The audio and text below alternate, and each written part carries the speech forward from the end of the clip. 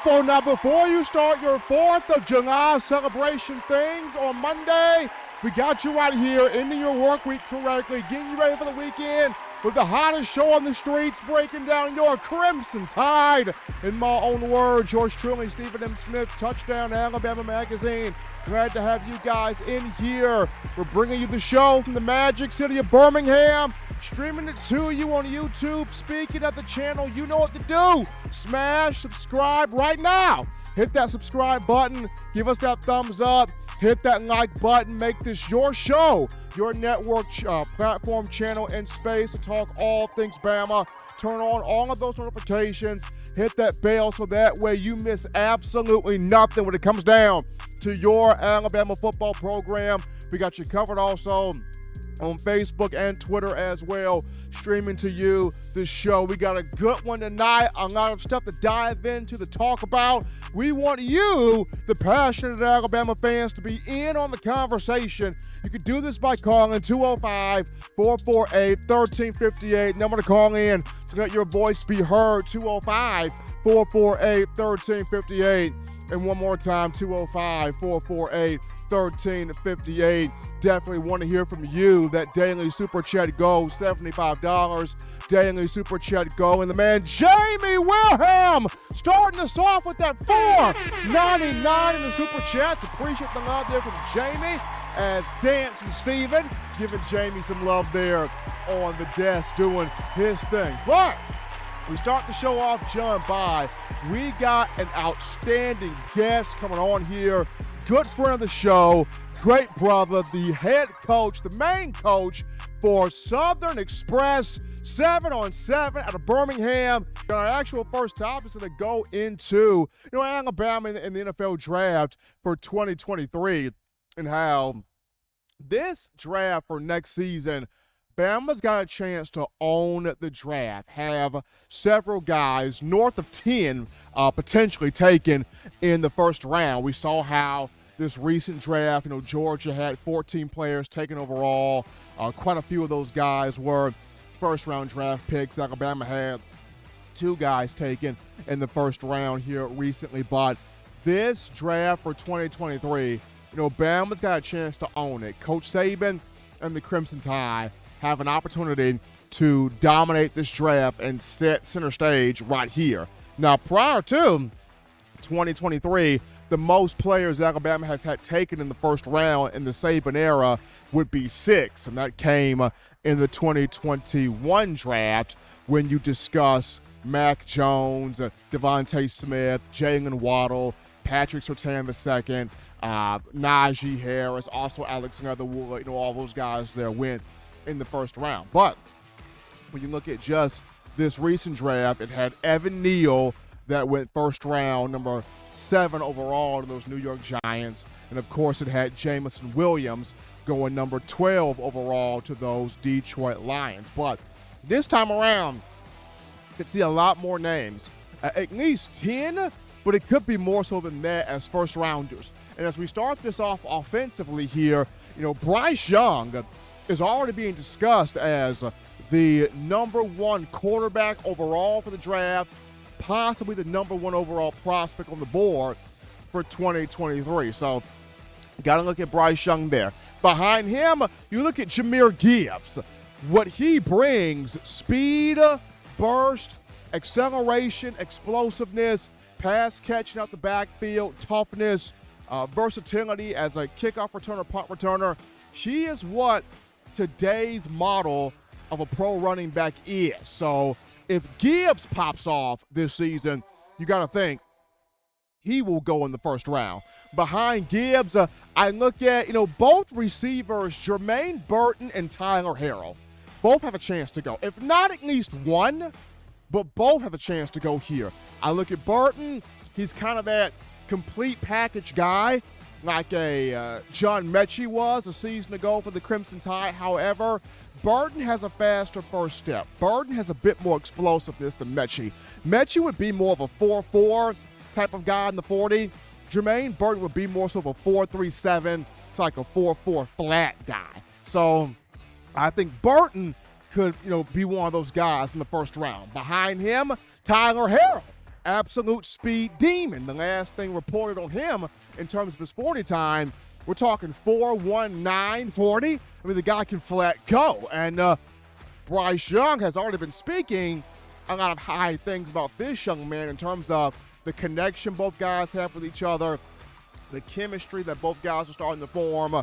He's more than just a speedster, can run the entire route tree, really good hands, really good separation from defensive backs. So there's Tyler Harrell. Then you look at Cameron Latu, potentially here as a first rounder. You go back to last season, he catches a few more balls. He potentially has 12 or 13 touchdown receptions instead of 8. So he catches a few more balls this year, shows a bit more speed. Cameron Latu, you got to look at him from a tight end perspective as a first-round pick. And then you got Javion Cohan here on the offensive line. This guy, nasty, mean, mauler, road grader, can pass protect also. Had 21 knockdown blocks a season ago, played in 1,073 snaps. So here's a guy on the offensive line as a guard. If I had to take a first-round flyer on somebody, I would take a first-round flyer on Javion Cohan. Last but not least, Tyler Steen.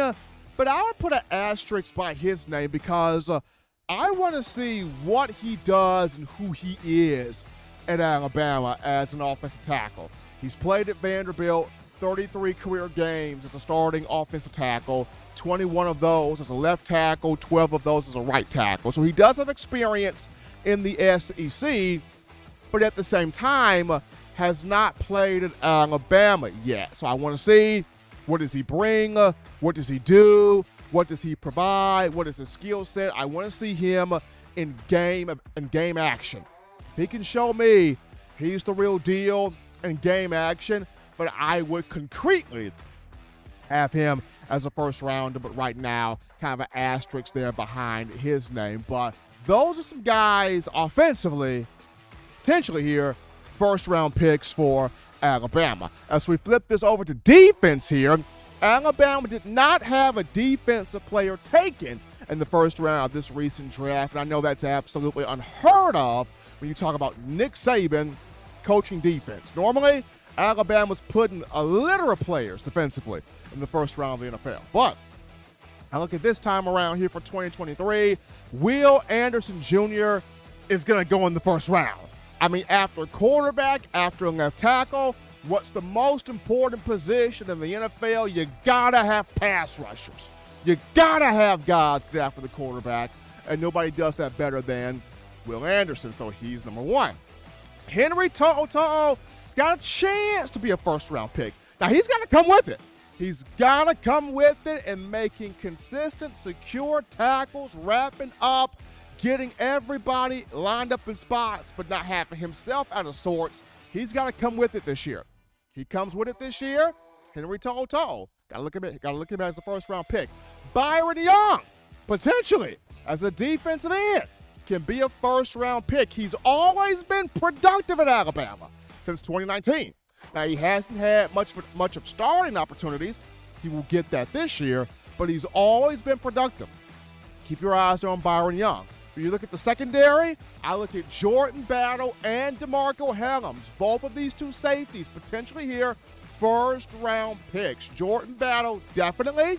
DeMarco Hellams can work his way into that first-round pick mold there. But I look at Eli Ricks as a corner, coming over from LSU as a transfer. We saw in 16 games for Tigers, 2 seasons, 31 tackles, 6 pass breakups, 5 interceptions. Ricks can be a first-round pick. He had that written on his bathroom mirror as one of his positive words of affirmation. Got to look there at Eli Ricks. After Ricks, we go to Brian Branch. He went on a tear the last 5 to 6 games of the year and ended 2021 strong. He takes those last 5 to 6 games and he plays a whole season like that at the star position. You got to look at him as bye-bye, potential first-round pick for your Crimson Tide. And then last but not least there, Kyrie Jackson, but put an asterisk by his name also because he's fighting to try to be a starting corner, looking to beat out either Kool-Aid Mckinstry or Eli Ricks. And I like the size, 6'3", 198 pounds. I like the knowledge. I like the length. I like the athleticism. I like the potential. But can he show game by game that he's that dude, he's that guy to be in that first-round pick range, that first-round pick status there? So that's offensively and defensively. After having 2 guys taken in the first round this recent draft, I think Alabama can have north of 10 guys in the first round this for 2023. They got to come with it. They got to play ball, start to finish. But based on the names that I've given you, I think Bama can have at least 10, possibly north of 10 taken, and maybe beat that mark overall that Georgia had in just this recent draft here.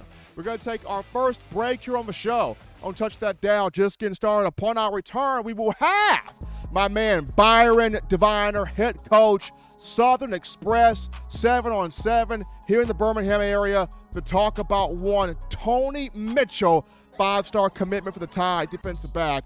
We'll hear from De'Vinner after this.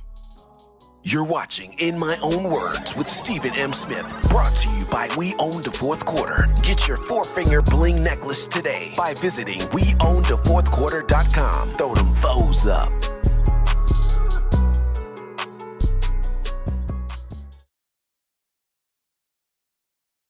Nine players have teamed up and released the Alabama Team Paper, which is a video yearbook they've put out for sale direct to fans. Now, for the first time, small dollar purchases from the fans can support the players as a group as well as a great cause, because $1 of every subscription payment is donated to the Boys and Girls Club of America. Be a 5-star fan base and support your team and a great cause with Team Paper. Check it out at teampaper.com/Alabama.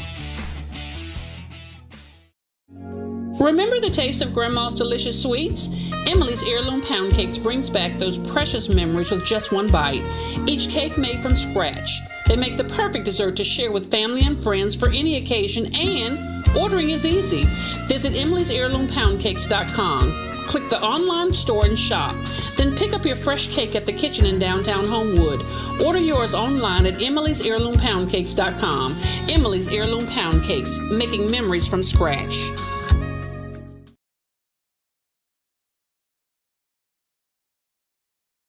Thank you for tuning in. Show your support right now by clicking that like button. If you haven't subscribed, hit the subscribe button now and enable all notifications to make sure you don't ever miss any of the best Alabama football news, notes, and information right here on Touchdown Alabama.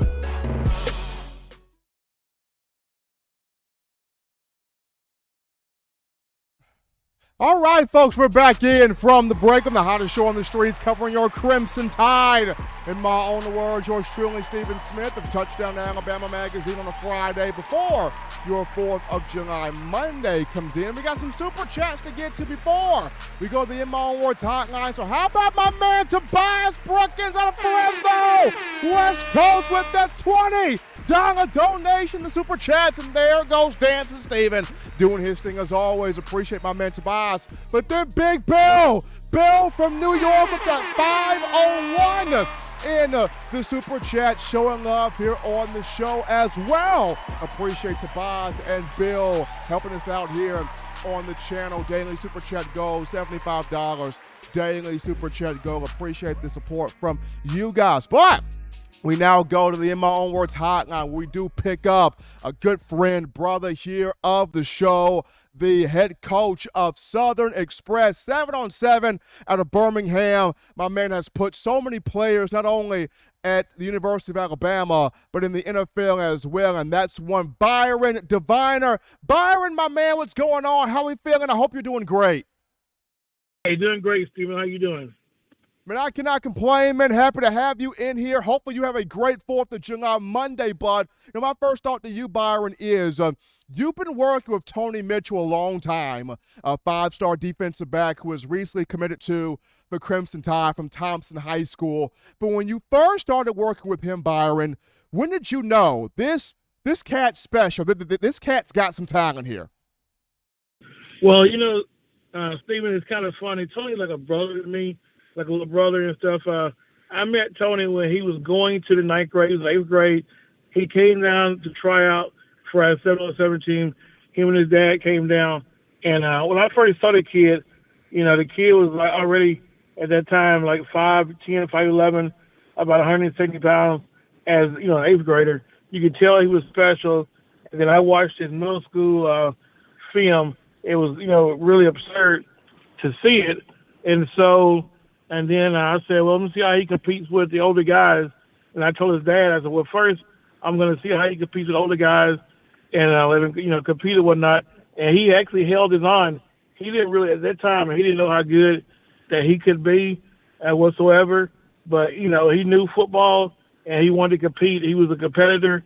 He never, backed down whatsoever. He competed, the whole time. So it was really, I would say his 8th grade year, before he even enrolled at Thompson as 8th grader, he was actually, thought about. Then we went, me, him, and his dad, and went over to Mississippi State as 8th grade, and they offered him. And then we came to Bama, and he worked out, went to camp at Bama. Bama offered him.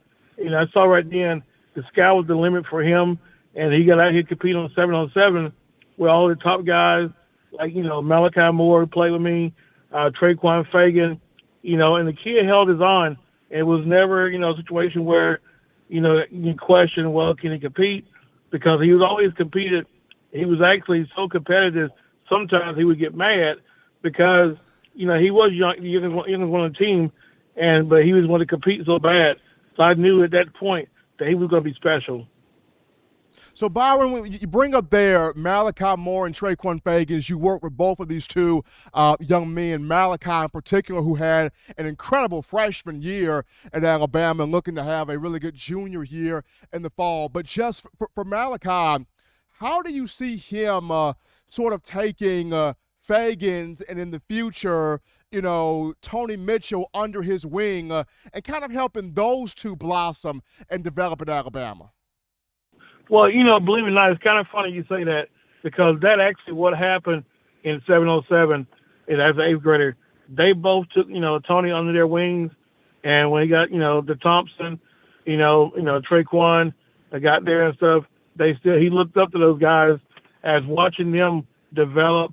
A lot of guys at his age would be, want to sit here and get on the field, play and whatnot. His dad actually, I remember going to his dad and, and saying, hey, I'm going to, get him more playing time. But his dad was like, hey, no, I want him to, I'm fine. I want him to learn from the older guys. So that's what he did. So I think once he gets to Alabama, he'll enroll in January. He's an early enrollee. Malachi, if he's still there, and Traquan will take him on his wings and actually help him develop, learn the system, learn, terminology whatsoever. Because those two guys are really great guys at bringing guys along as far as following the footsteps. So they'll really, he spent a lot of time with them now. When he goes, to Tuscaloosa, he usually stays with Traquan, whatnot, and they're really, not stay with him, but they hang out together when he goes down there. So they're really good friends. They hang out a lot. Malachi hangs out a lot. And, when Traquan was actually here, he would be at Tony's house all the time. He'll stay at Tony's house, Tony'll stay at his house. They're really good friends. So I see when he gets to Tuscaloosa, when he gets there, that it's nothing going to change. They're going to take him on his wings, learn the ropes, what he needs to do whatsoever, and not being that he has a great DB coach and Coach T-Rob. So I think he's going to do fine because he's very mature for his age anyway. You're just checking out the show here on a Friday. We got my man Byron De'Vinner, the head coach of Southern Express 7-on-7 team out of here in the Birmingham area. So, Byron, I mean, just for you, what are the expectations you have for your 7-on-7 guys, for your Southern Express guys, for Malachi Moore, for Traquan Fagins, for Tony Mitchell once he signs and gets on campus? What are your expectations for these guys, just being around them as long as you have? Believe it or not, it goes, outside of football. Traquan's done it. Tony started out at a young age in 8th grade, 9th grade. I can call on him to do anything. Malachi, I can call on him, to do anything. Because I also, I have a foundation, 77 Kids Foundation, and they were really big in giving back to the kids. They always volunteer. So I'm really big with them. The things they do outside of football, random things out here in the community, being able, to give back to the community. And I think stuff like that carries on to the football field. Is what you do, you get the community behind you, and everybody supports you and stuff. You become a household name, and then whereas at Alabama, is the expectation at Alabama is this right here. Is everybody goes there. You don't go there just to say, hey, I played at Alabama. You go there to win a championship. Everybody who's signed under Coach Saban at least won championship, and with a lot of places, you go there, you go to school there, you're there 4 or 5 years. The expectation in Bama is pretty much, you graduate, you're 3 and done, you're on to the NFL. And so I see, Malachi, Traquan, and Tony both having that ability. Tony being, the bigger one, he's going to play star or safety at Alabama. And actually, Coach Saban, basically was funny. He said, when he was there, Tony could play any one of the positions. He's so talented. And, the big thing with Tony is, he's got, his dad pushed him so hard to be successful. And his dad, he's got a big support system from his family. I've never seen, a high school kid. He would used to have 25, 30 people at every game, not just state championship, but every game. And the job Coach Freeman has done with him, developing him at Thompson, they're going to go there. The mentality of, he's won 3 back-to-back state championships, going for the 4th in high school. So all the kids have been winners. Traquan won a state championship, coming out of high school his junior year and senior year at Thompson. So the expectations is nothing less than, is win. Just like Bryce said, like this year was a fail year because you don't come to go to play in the championship game. You come, win a national championship. And so some people are, stuck with winning the SEC championship, but those guys know the expectations of what they got to do, and they know they got to support the community watching them. They got a lot of people that support them. So I think my expectation of those three guys and all the guys that actually play, for us, it's about winning. It's about being successful and competing. And, the big thing I have is the relationship I have with the high school coaches, because once they're done, they go back to the high school in a better, shape than they're in terms of knowledge of the game, and just being a better player and a better kid, and and injury free, so they can get those reps that in 707 they get those reps, Stephen, that they can't get with the high school because that time of year is dead period with the football, so they can't get out there and do stuff at their school whatsoever. So they get to compete against all the other top guys to get those necessary reps to push them along to be successful, be game ready, and even in the spring.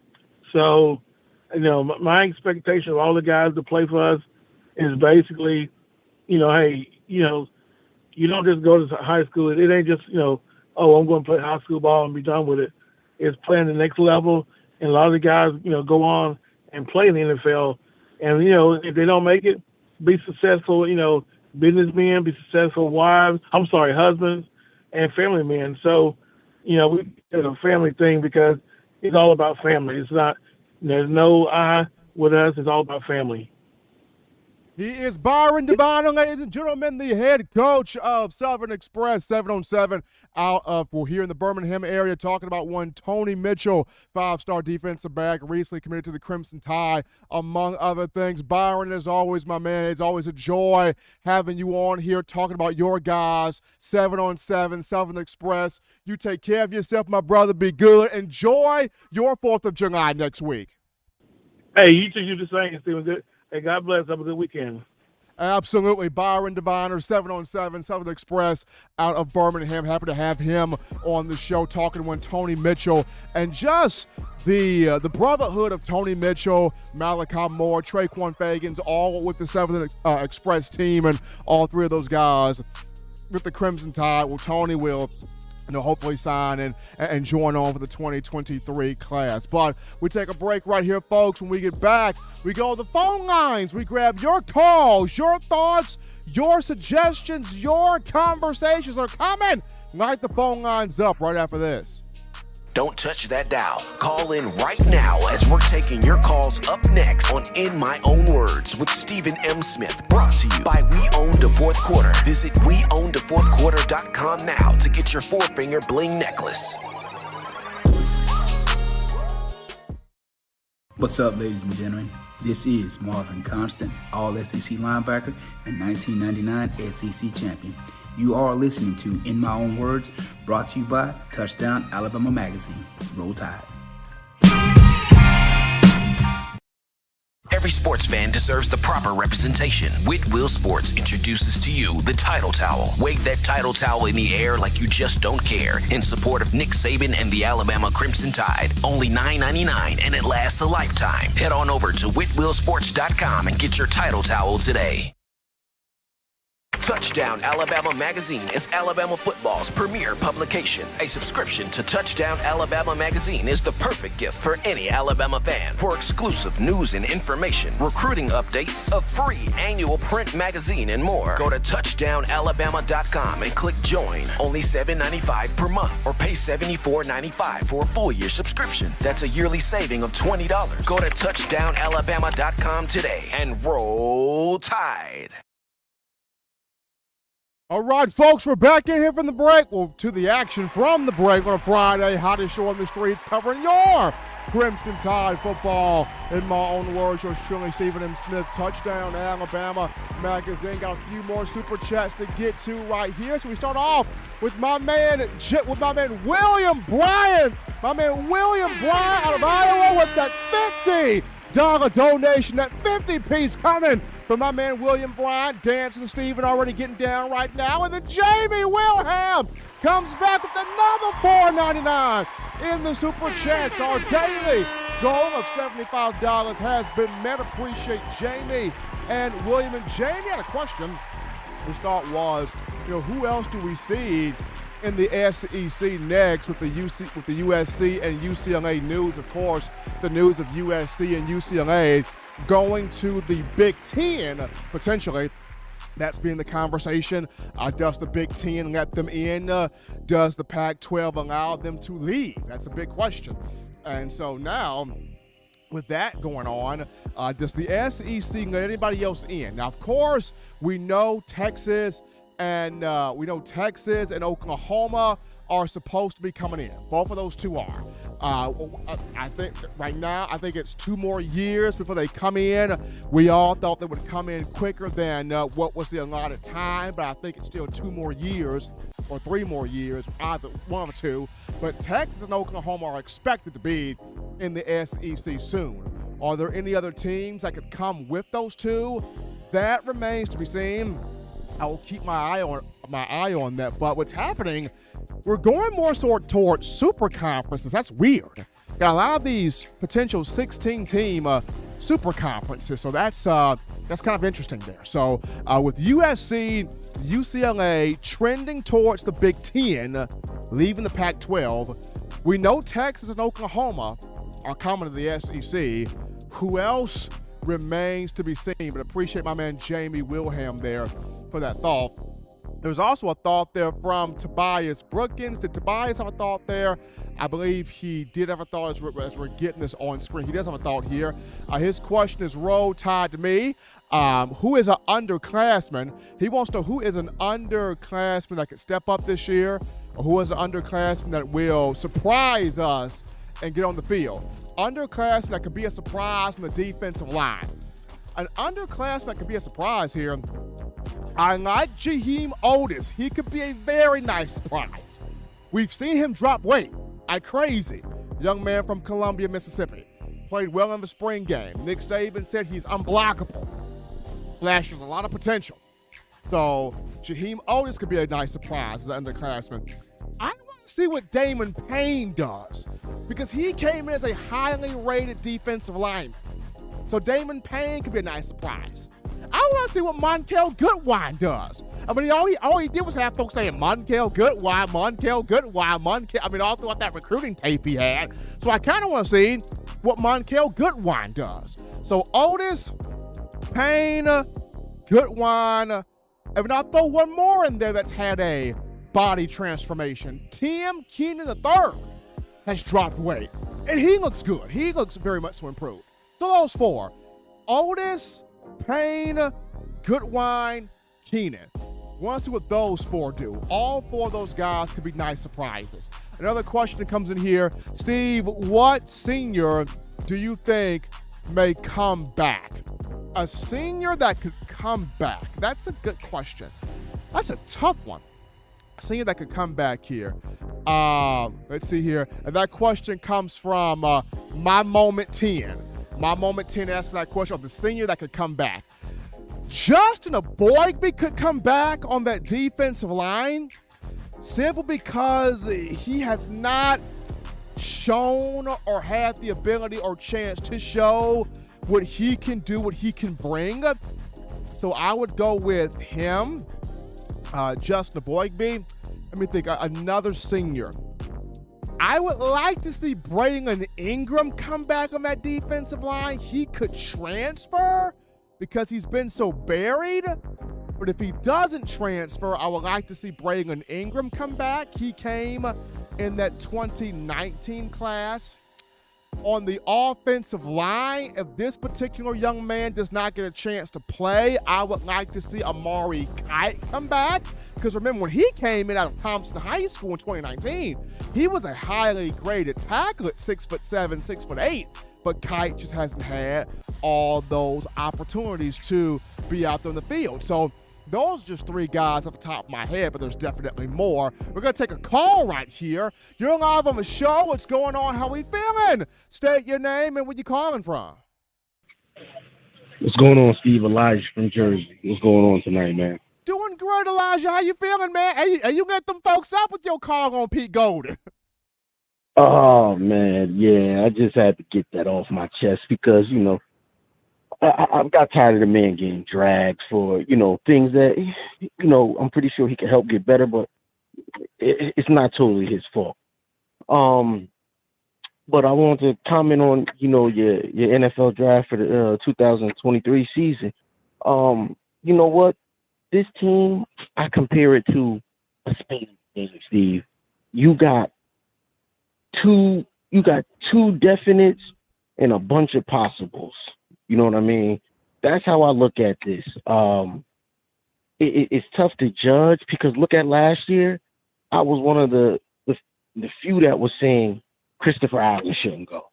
Everybody, a lot of people sit up there and they say, oh, he has to go. Dallas Turner's coming. But don't forget, before it was a Dallas Turner, it was a Christopher Allen. Christopher Allen is a man-child. And I'm not saying Dallas Turner can't be better than Christopher Allen, but Christopher Allen is a man-child. He dominated that first game against Miami until he got hurt. He already had 2 sacks, 1 sack for a fumble in the first half of that Miami game. Like, if he could have played last year, could he worked himself into the first round? Possibly. But he, in my opinion, he would have been a 2nd round pick. Christopher Allen could have been. I just feel like, with these players, they have to be realistic with themselves. And it comes down to what type of year did I have? And am I ready for the NFL? This isn't another year in college. This is where all these guys is All-Americans in the NFL. They're all great, phenomenal players in the NFL. That's why they're at that level. So when it comes down to the draft, it's going to be a few that probably shouldn't even enter their name in there, but they probably are. But to be honest with you, Steve, man, it's only you got to look at Bryce. He's a definite, and then you got to look at Will Anderson. He's a definite. Everybody else, like you said, they got to show up and show out and prove themselves. This is a team this year where nobody knows. Everybody is hoping. I even hear you say, you hope this player does this. You hope this player does that. Nobody except for I look at these 2 that are guaranteed. We know what Will Anderson's going to bring. We know what Bryce Young is going to bring. Everybody else, I'm got my eye glued to the TV, and I'm going to be sitting back saying, how has this person improved from last year? Because the way a lot of these guys played last year, a lot of them won't get drafted if they don't improve their game, or they're going to be a later round pick. I think last year, hopefully it taught a lot of people a great lesson. Like LeBron Ray should have came back.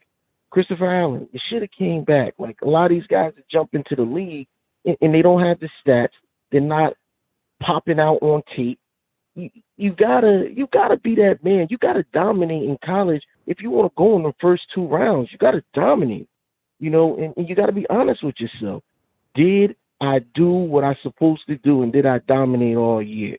But I hope a lot of them have improved their game, so they do get the opportunity to go to the draft. But I have a quick question, Steve. I want to ask you, and I want your honest opinion on this. Okay. With these receivers that we brought in, Harrell and the guy from Georgia, and let's talk about it. Let's be honest when we speak about this. What does that tell you about the receivers that we already have there at Alabama? Like, I kind of get that feeling. Nick Saban is looking at these underclassmen and these guys that we have there, and he's saying to himself, they're not ready. We got to go out here and cherry pick from some guys and get some guys in here who are ready and who are more proven, because these guys, they're not there yet. Because if I feel like if if these guys would have showed Saban, we're here, we're the next ones in line, we are ready to go, X, Y, and Z, it might have been no need to go out there and get Burton. It might not have been a need to go out there and get Harrell. Let me know your opinion on that, Steve, because I just feel like these guys, not saying they're not good players, but they're not at the level that Saban needs them to be to compete for a national title. There were a few guys, Elijah, and we appreciate him for that call. There were a few guys, Elijah, that were not ready. There were a few guys that were social media guys. And those guys are no longer in the program. J.I. Hall, we all thought he was ready. He was talking like he was ready on social media and wasn't ready. And that's the reason why he's at Texas. Javon Baker, we thought he was ready. And he was talking like he was ready. And that's why he's no longer here. He's at UCF. There were a couple of those guys that were truly not ready. Now, there were a few guys that needed to kind of refine their game a bit more. And those guys, Trey Holden, a Christian Leary, a JoJo Earl. But I believe those three are prepared, especially Christian Leary. Going back to the spring, he looked phenomenal. Has thickened up, looks like a wide receiver, runs routes like a wide receiver. We always knew he had speed, but now he's put all the combinations together. So I expect big things from Leary. JoJo Earl has gotten better. Expect good things from him. Trey Holden, I think now he knows I have to pop. And there's somewhere that he's got to fit in the offense. But I felt like, yes, Coach Saban brought in two guys from the portal. Number one, Jameson Williams, just showing him something different. And now Saban's like, okay, you got to have speed. If you can play here in Tuscaloosa, you got to have speed. Jameson Williams should show Coach Saban something completely different. And I think that's number one. And then number two, you had a couple of guys that were not ready. You had a few guys that needed to tweak their game just a little bit. Those guys that weren't ready, they're no longer in the program. And those guys that have tweaked their game up, now is their chance to show Saban what they about. But we take this call here. You're live on the show. What's going on? How we feeling? State your name and where you calling from. Roll Tide, Stephen. This is William. What's happening? Doing great, William. How you feeling up there? I'm all right, man. I'm pumped up for this year. I wanted to ask you a question since you brought up Pete Golding. I believe he'll do a great job. It's on the players too, but he's got to share some responsibility. Like, hey, I got to get these guys ready to go. The thing that I wanted to ask you about was assistant coaches. We know Texas A&M lost one, and I think Georgia lost 2 or 3 assistant coaches. I was just wondering how we stand on that. Did we lose any this year besides Doug Marrone? Was that his name? I think Doug Marrone, William, was the only on-field one that Bama lost. That's it. That's great. I think he was the Doug Marrone was lost. Jay Valai was lost, but Doug Marrone, Jay Valai, those were the only two. Yeah, those were the only two because Sal Sunseri moved off field. Drew Swoboda moved off field. Both of those two are in a special assistant to Coach Saban role. So I think the only two that completely just left would be Valai and Doug Marrone. But to get Travaris Robinson to replace Valai, that was huge because he's a defensive back technician and a really good recruiter. And then we're already seeing what Eric Wolford's doing on the recruiting trail, and I think he's an upgrade over Doug Marrone. Yeah, man. I'm anxious to see what they can do this year. All right, roll Tide, Steve. Bye. Absolutely appreciate William calling in there from Iowa. I'm looking forward to what Coach T-Rob does. Travaris Robinson in here, played defensive back in college, coached everywhere, especially in the SEC. You talk about he was at South Carolina, he was at Florida, coaching DBs right there. I think he was at Georgia also. I believe he was, if I'm not mistaken. So he's been in the SEC, knows what the SEC is about. And for him to be in Tuscaloosa coaching these corners is a big deal. And then we're already seeing what Eric Wolford is doing on the recruiting trail. He's got folks vibing with him. Now, I understand Alabama did not get the 5-star offensive lineman in Proctor. He committed to Iowa, and folks are like, no, we didn't get Proctor, but you still got Wilkin Formby. Samson Okunlola, Pancakes Honcho, is still out there. You still got, Miles McVay. He's a monster. He's still out there on the board. There's quite a few offensive linemen still available. Quite a few 5-star guys still available that love the vibe that Wolford's putting out there. Yes, he's got to turn it up with this year's offensive line, absolutely, but there's still recruits out there that are vibing with Wolford. So he's done a fine job. Looking forward to seeing what he does here in the upcoming season. Man, Jamie Wilhelm's on fire, folks. Another $4.99 coming in here from him as Danson Stevens showing that love there for Jamie. But as you continue to get your thoughts in, 205-448-1358, number to call in, 205-448-1358. We're going to go to a couple of topics here. First one, Kool-Aid Mckinstry continuing to get his work in with one that Justin Woodall, former Alabama safety. I mean, these two are putting the grind in here this offseason, whether it's Kool-Aid and weight training, whether it's Kool-Aid and on-field training, whether that be attention to detail, footwork, hand placement, eye discipline. A lot of work is being done by McKinstry. Was a freshman all-SEC guy, but now he's looking to do some serious work here as a sophomore. So keep your eyes on McKinstry. He's defined his chest. He's defined and bulked up his body. He's been doing a lot of training with not only Justin Woodall, but also Coach Leonard Stevens, step-by-step performance training here in Birmingham. So Kool-Aid's trying to get this thing done in the coming fall. And so along with that, there is high competition back in the Alabama secondary. What do I mean by high competition? These DBs are competing in every which way possible. So after one summer camp workout session, Jordan Battle, senior safety, decided to record Brian Branch and Kyrie Jackson in a foot race. Going back to the wide receivers just to record themselves. Y'all remember when Jalen Waddle and Henry Ruggs, Devontae Smith, and Jerry Jeudy, they would all record themselves doing a foot race. Here is the defensive back version of that. So Jordan Battle records Kyrie Jackson and Brian Branch.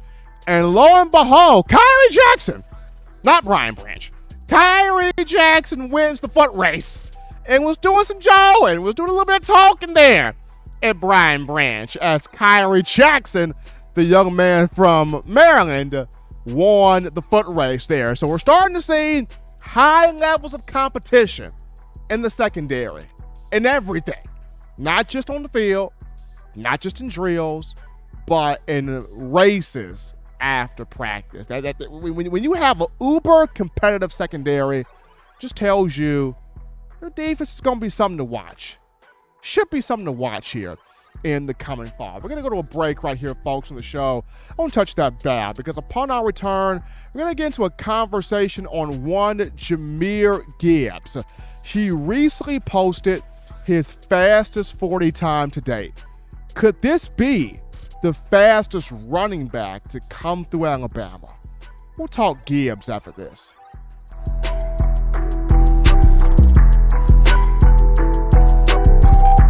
If you're an avid Alabama Crimson Tide fan and you love to flaunt it, then show your Alabama Crimson Tide support by grabbing the All Bama sneakers. They feature bold Crimson Tide graphics, so no one will be able to question where your allegiance lies. When you add these sweet sneakers to your Alabama Crimson Tide collection, go to stsfootwear.com and use the code TDAlabama for $15 off your purchase. That's code TDAlabama for $15 off your purchase. Go to stsfootwear.com and get your All Bama sneakers today.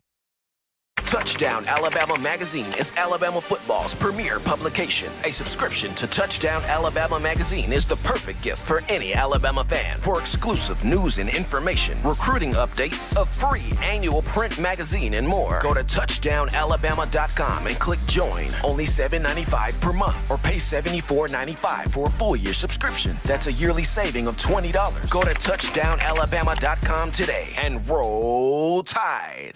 Thank you for tuning in. Show your support right now by clicking that like button. If you haven't subscribed, hit the subscribe button now and enable all notifications to make sure you don't ever miss any of the best Alabama football news, notes, and information right here on Touchdown Alabama. All right, baby, we got 4th of July on Monday, but before you guys get to grilling and celebrating that patriotic lifestyle right there and being with friends and family, I want to appreciate you guys back in from the break on the hottest show on the streets, #1 forum for Bama football news. In my own words, yours truly, Stephen Smith of Touchdown Alabama magazine. You guys have been donating today. Y'all have been calling today. Y'all have been outstanding here on a Friday. And before we get into the final topic of conversation, got to remind you of TDAwear.com. It's TDAwear.com. So for all of your swagger, sauce, drip, clothing, cultural, fashion needs, check us out right now. TDAwear.com. Link in the description. Get yourself prepared today to cheer on your favorite program, whether that be in summer workouts. You can get the gear right now. Whether it's in fall camp, hey, you can get the gear in August. Whether it be in the regular season, you can start by getting the gear in September. Whenever you choose to get your gear, you check out TDAwear.com. You got what you need. TDAwear.com. Continue to show that support for Coach Saban, the University of Alabama, the student athletes, and us here at Touchdown Alabama magazine. But we now look at, Jahmyr Gibbs. Gibbs coming over as a transfer from Georgia Tech. Very fast, very speedy, very explosive running back. Had 1,800 all-purpose yards a season ago with 7 touchdowns. Of the all-purpose yards encompass rushing yards, receiving yards, return and kickoff return yards. He, at 5'11", 200 pounds, he's got very good contact balance, which means he doesn't go down with one tackle. Very strong in between the tackles. Got some power to him. We know his speed. Once he breaks containment and he gets to the second and third levels of a defense, he's gone. Not going to catch that guy. And then we've seen him as a receiver out the backfield. Can make some dipsy-do moves. Reggie Bush light, as some people have made that comparison to him as. And then in the kickoff return game, hey, he can take a kickoff. He's got great vision. Can go coast to coast with it. But just him as a running back. Could this be the fastest running back Alabama has had come through the program? Could very well be. On Instagram the other day, Gibbs unveiled his fastest 40 time to date. And as you see it on screen, it reads 4.32. It's not a drill. It's no smoke and mirrors. You're not being punked. Ashton Kutcher is not coming out of the closet. That reads 4.32 on screen. That's his most recent 40 time. Whew, it's pretty fast right there. Pretty fast. Pretty quick right there. But could he be the fastest guy to come through the Crimson Tide? Well, Alabama's had quite a few fast running backs to come through the program, and they have shown that speed at the NFL Combine. And here's a few notable 40 times of Alabama running backs in the NFL on screen here in the Nick Saban era. You look at Mark Ingram. He ran a 4.53 at the NFL Combine. Trent Richardson ran a 4.53. Eddie Lacy had a 4.64 at the Combine. Pretty good time there. T.J. Yeldon had a 4.52. Kenyon Drizzy Drake had a 4.45. He's the fastest right now on that board. Derrick Henry had a 4.54. So we've seen some notable, very fast 40 times from Alabama running backs. But Jahmyr Gibbs posted on Instagram his fastest to this point, 4.32. Could this be the fastest back to come through the Alabama football program? He fits today's NFL running back, where you got to have power between the tackles. You got to have speed in open space, acceleration, run away from everybody. You got to be able to catch the ball out of the backfield as a receiver, bring an element to the passing game. If you can be versatile on special teams, that's a plus. He brings that. All I kind of want to see from Gibbs is, what is he in pass protection? Didn't really see much of that at Georgia Tech. He probably wasn't required to do it. He'll be required to do it at Alabama. So what is he in pass protection? That's what I want to see. But 4'3", 240, that's big speed. That's big speed. And with that type of speed, he can take Alabama's offense with Bryce Young to another level, a different level, a more consistent level, to where everybody's a threat, right? Bryce Young's a threat throwing the football. You've got receivers, though they may not be proven at Alabama just yet, they're threats. I mean, Tyler Harrell's proven it at Louisville, 4.19 40. I mean, that's a threat. Jermaine Burton, proven at Georgia, national champion, a threat out there. Christian Leary, Trayshawn Holden, JoJo Earl, Isaiah Bond, Kobe Prentice. I mean, all these guys on the prove they're threats. Aaron Anderson, Kendrick Law also. Cameron Latu, I mean, the guy, 8 touchdown catches last season. He's a threat. Does give you that. Definitely a threat. So, Jahmyr Gibbs out the backfield, pure burst speed, a bona fide threat. But can he be the fastest running back that Alabama's ever brought in? We will see this in the coming fall. As always, Bama Nation, you want the best in news, notes, information, coverage, and material entertainment as well on your favorite program, that being the Crimson Tide. You can get this by accessing the Touchdown Alabama Magazine app. You download the app from the iPhone App Store. If you're rocking Team Apple, Google Play Store. If you got the Android phone for your audio needs, check us out, iTunes or Apple Podcasts, Spotify, Stitcher, Spreaker, TuneIn Radio, Overcast.fm, or iHeartRadio. We got you covered. If the good and gracious Lord sees fit, I'll be back next week. We'll see. I'll be back next week continuing that conversation that is Tide football. Remember, Bama fans, you can purchase individual copies of Touchdown Alabama Magazine. Have those sent to your door. That link will be found in the description. If you're trying to get the fresh edition, print edition of Touchdown Alabama Magazine, you go to touchdownalabama.com. You click join, become a member or a subscriber today. That link found in the description as well. If you're also trying to get the 4-finger bling necklace, 4-finger bling jewelry, courtesy of our guys at weownthefourthquarter.com. That's weownthefourthquarter.com. That link in the description as well. Got to appreciate my man Byron De'Vinner, the head coach of Southern Express 7-on-7 here in Birmingham, coming on to talk about Tony Mitchell, who recently committed to the Crimson Tide, 5-star defensive back out of Thompson High School, among other things. Appreciate Byron, appreciate you, the Alabama football fans, for all of the love, the support you give us here on the show, and my man John Ivory in the production studio doing his thing behind the scenes there. But until next time, folks, husbands, love your wives. Wives, appreciate, value those husbands. Children, you guys continue as we're in the month of July.